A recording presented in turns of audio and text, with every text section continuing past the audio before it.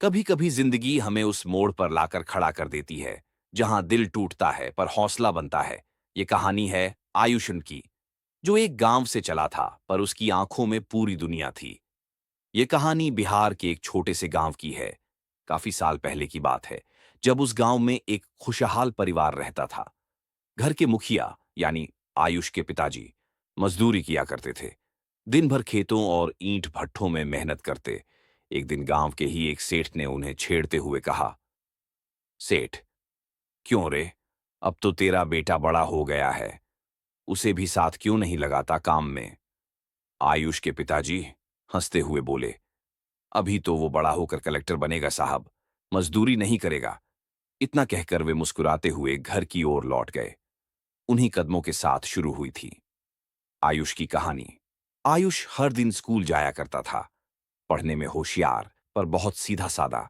उसी गांव में एक खूबसूरत रोज आयुष को देखा करती थी। उसका नाम था रिया। कई दिनों तक रिया चुपचाप आयुष को देखती रही। एक दिन जब आयुष अपने दोस्तों के साथ गली से गुजर रहा था, तो रिया ने मुस्कुराकर उसकी ओर देखा। तभी दोस्तों में से एक बोला, दोस्त, हंसते हुए, क्या ख्याल है भाभी बना लें इसे? आयुष बस हल्का मुस्कुराया पर कुछ नहीं बोला। कुछ दिनों बाद आयुष ने हिम्मत जुटाई।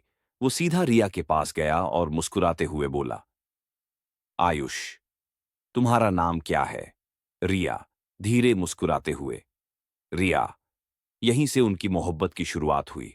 दोनों स्कूल जाते, साथ बैठते, होमवर्क भी मिलकर करते। फिर एक दिन स्कूल खत्म हो गया, पर उनका साथ बना रहा।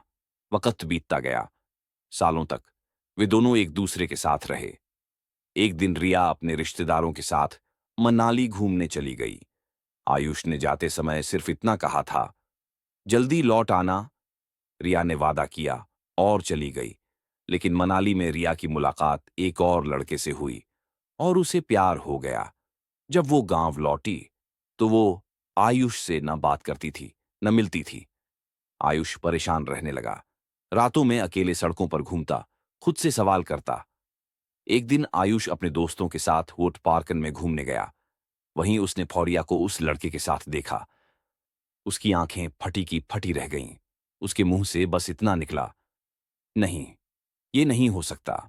बोलो ये सपना है, कोई बोले ना। अंदर से वो पूरी तरह टूट चुका था। दोस्तों ने उसे संभाला, पर अब कुछ बदल चुका था।